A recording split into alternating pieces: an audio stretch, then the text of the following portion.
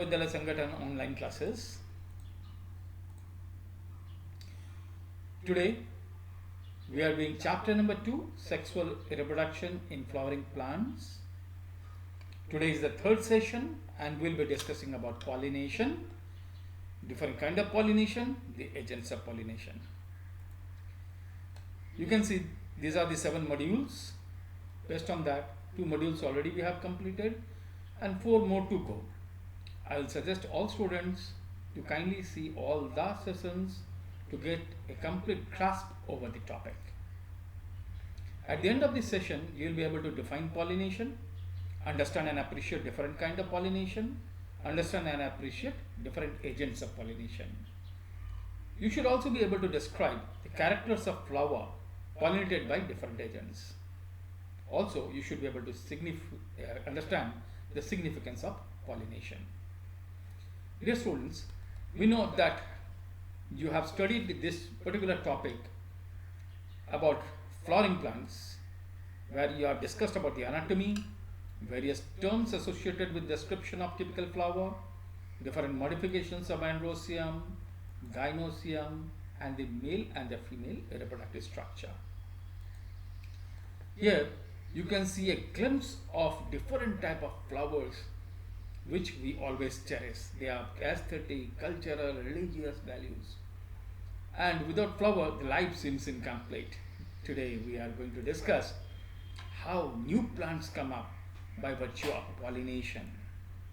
So how do we define pollination?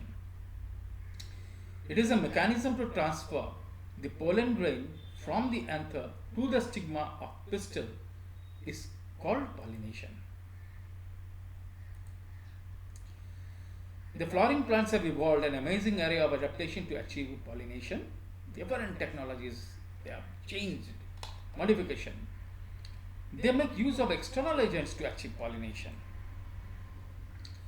Depending on the source of pollen, pollination can be divided into 3 types: autogamy, gaetenogamy, xenogamy. You can see this is one plant having 2 flowers, another plant having 2 flowers. What is interesting, that pollen may be transferred from within the same flower, or from one flower to another flower of the same plant, or from one flower of one plant to another flower of another plant.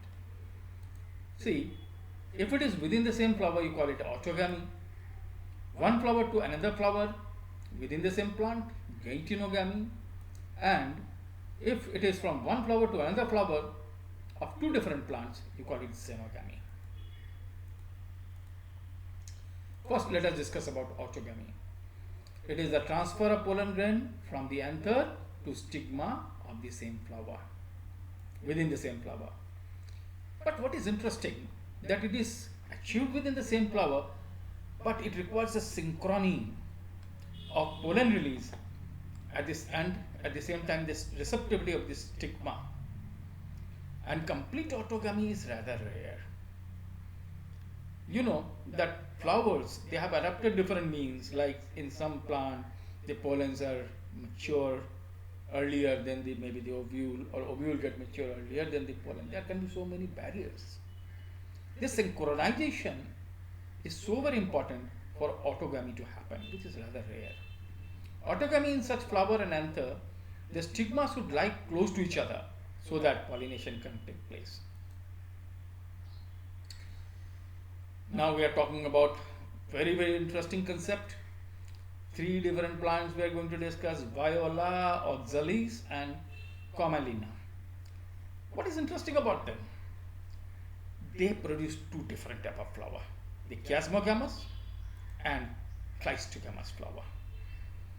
To make the topic easy, chiasmogamous flower are open flowers, cleistogamous flower are closed flowers.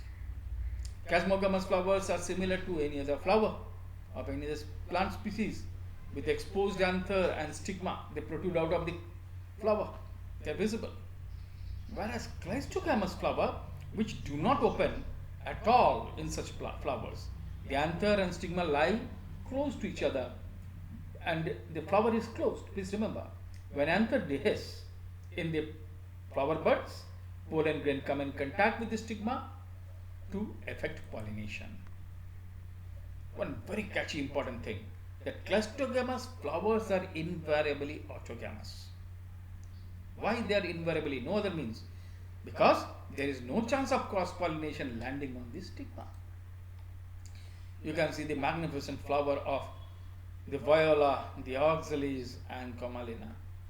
This pansy is a commonly grown flowering plant. This is oxalis. Please focus on the leaves. Now, when you see the leaves, you might be able to identify it. These are small herbs that grow in the garden. And commalina is yet another plant which grows luxuriantly in the northeast India. And if you see, the flowers are very small but blue in color. What is interesting? They produce two different type of flowers. That is Chasmogamous as well as Cleistogamous. This is a typical representation of how a Chasmogamous flower is different from a Cleistogamous flower.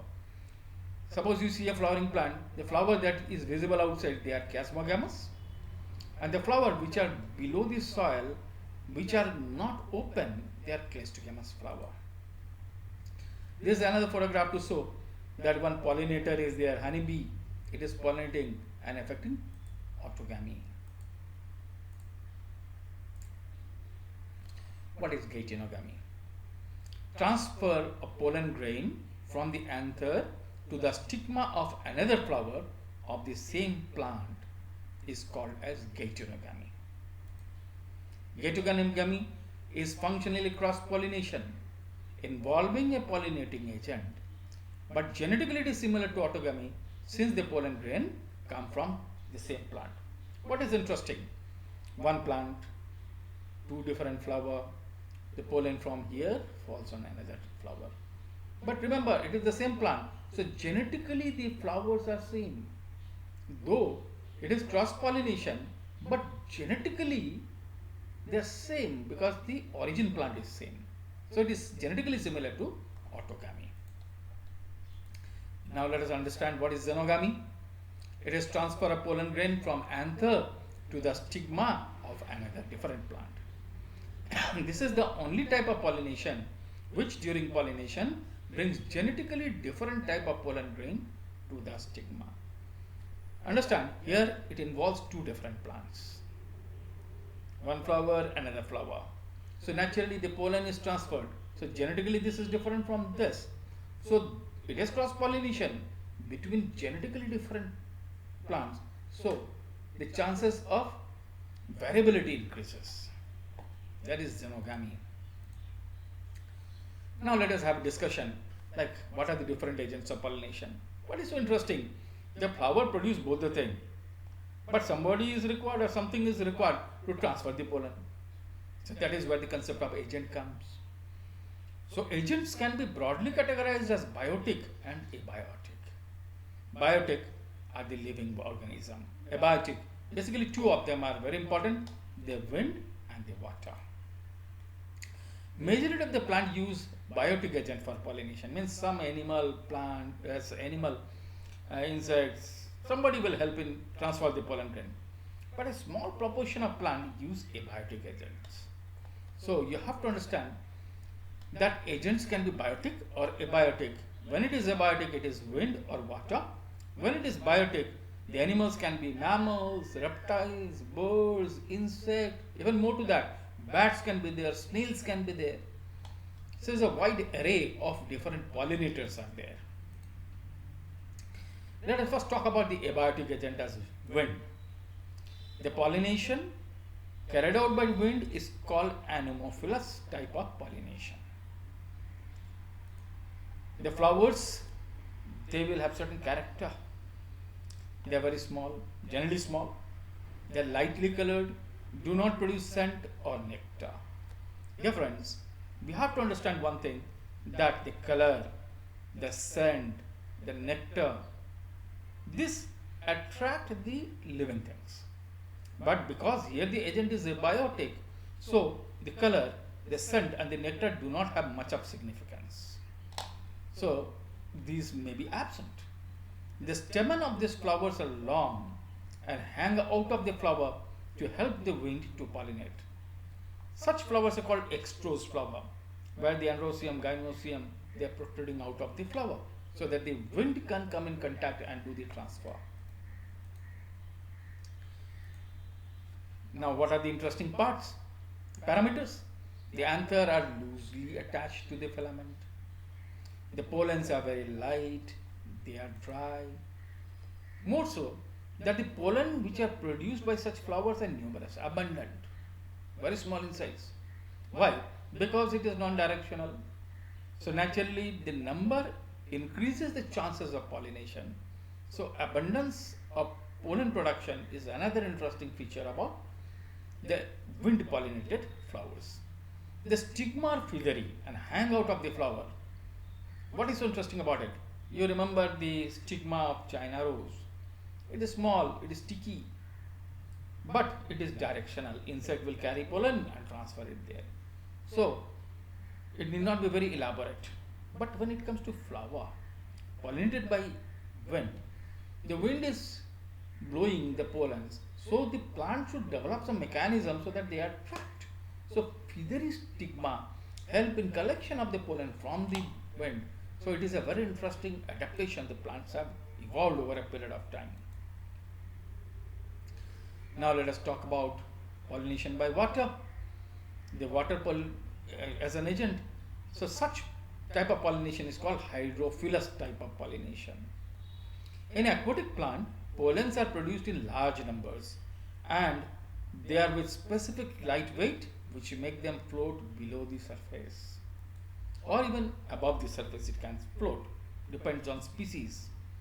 Flowers are not colorful, do not produce nectar. Reason remains the same, that the nectar, the color, they are attractant. Here the agent is abiotic. So the color, the nectar or the fragrance are not very significant. You can see this is nothing else but pollination in Valsaneria. This is a Valsaneria that grows under freshwater ponds and all. You can see the positioning of the female flower. You can see the female flower there. And the pollen, what a modification you can see, that it floats underwater and swims and pollinate them. You can see the male flower floats on the surface of the water till in come in contact with the female flower. Pollination by water is quite rare in flowering plant and is limited to about 30 genera, mostly monocots.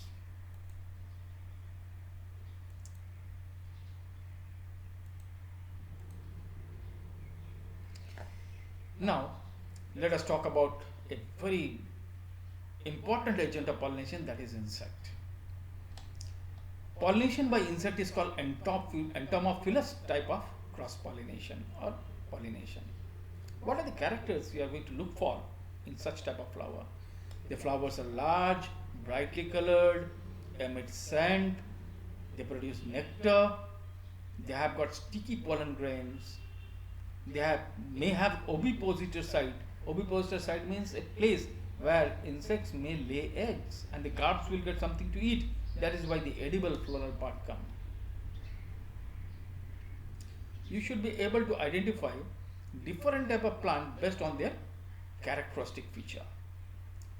Now this is a list of different type of pollinations, agent of pollination.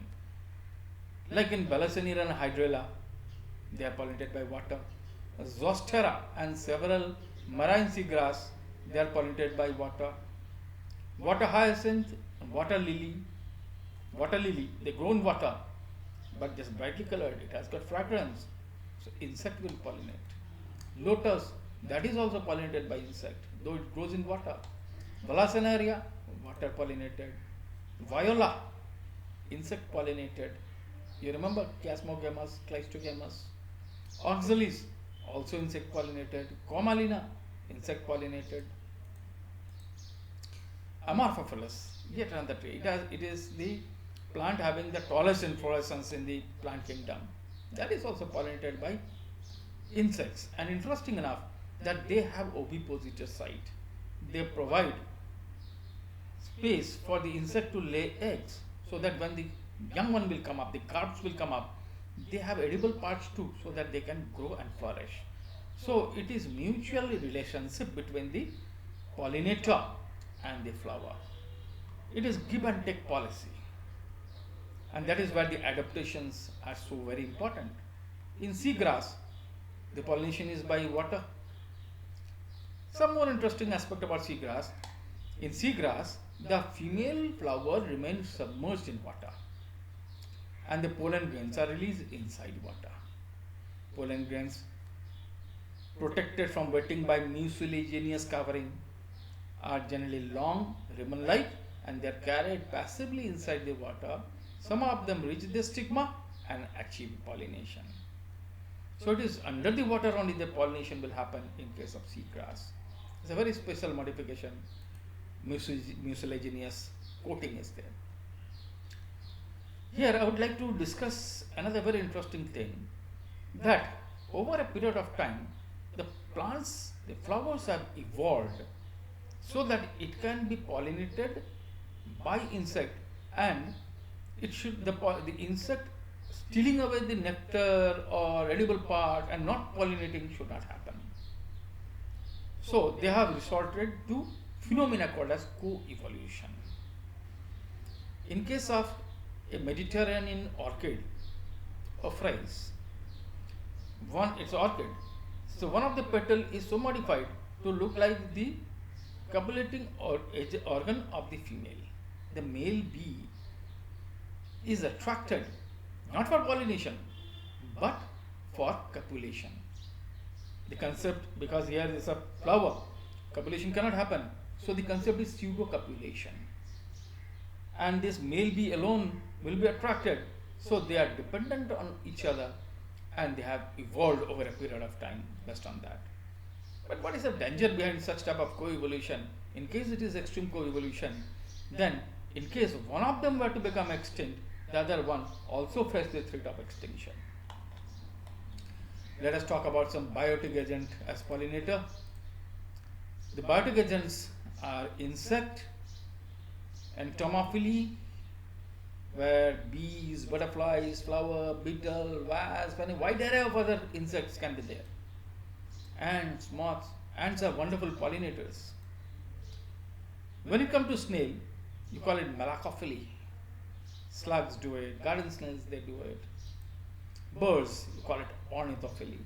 The sunbirds, the hummingbird, and many other birds, they help in pollination because they will fly to one flower to suck nectar, in turn carry pollen grain, and when they visit their next flower, they will transfer the pollen grain, and thus pollinations are happening. Even bats, frugivore bats, they help in pollination. You call it Chiropterophily. Snakes, Ophiophily. Even snakes lick the nectar of different flowers, and during the process, they help in transfer of pollen grain. Tree snakes, a good example. When it comes to animal, you call it zoophily. The lemurs, the arboreal, that's tree-living rodents, some reptiles like gecko, the garden lizard, they all help in pollination. And comes the most interesting, human being. Without knowledge of human being, sometimes human being help in pollination. That is one of the most interesting aspects about pollination. Now let us recapitulate the entire thing. How do you define pollination? It is a mechanism to transfer the pollen grain from anther to the stigma in a particular flower. You call it pollination. What are the different kinds of pollination? Depending on the source of pollination, pollination can be orthogamy, geitonogamy, or xenogamy. What are the different agents of pollination? Biotic and abiotic. Abiotic being wind and water, anemophilous and hydrophilous. When it comes to biotic, the animals can be mammals, reptiles, birds, insects, bats, human beings, so many different. Let us understand the quality of flower pollinated by various agents. You have to recapitulate that the character of different type of flower based on the agent of pollination, like air. Suppose a flower is pollinated by air, what will be the character? It should be small, the floral part should be exposed nectar, color are not significant. Number of pollen production should be high, pollen should be less in weight, and numerous pollen should be there. Similar for water. What is so interesting about water pollen? That they should be covered by mucilaginous layer, or they should have some floating mechanism so that they will not get wet during the process of pollination. When it comes to insect pollinated, you will find brightly colored, beautifully fragrant, nectar secreting flower. Flower may be in rows because the insect can crawl in and can help in pollination. A wide array of flowers in the garden are insect pollinated only. Then comes some assessment. Based on the topics we have covered, try to attempt this question just now. Transfer a pollen grain from the anther to stigma of another flower of the same plant. What do you call it? Give one example of plant in which both Cleistogamous and Chiasmogamous flowers are produced. Name the agent of pollination of water lily. Name a marine water pollinated plant. What is the tallest inflorescence? Name one plant whose pollen cause allergy, and what is the ploidy of microspore mother cell? Here is a list of the answer that you may compare later on. And dear friends, please attempt this question to complete this particular session.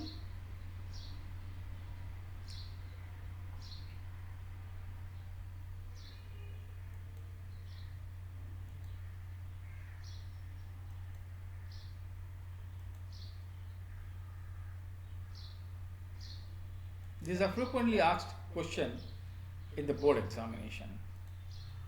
There are some website links which have been provided to you, and some video links have been provided. Please click on them, log into them, and see the video tutorials. Some H5P concepts are also given, which you can click or copy and paste in the menu so that you can go through it. These are exercises and it will be very interesting for you. That completes this session. In the next session, we will talk about outbreeding device and pollen pistil interaction.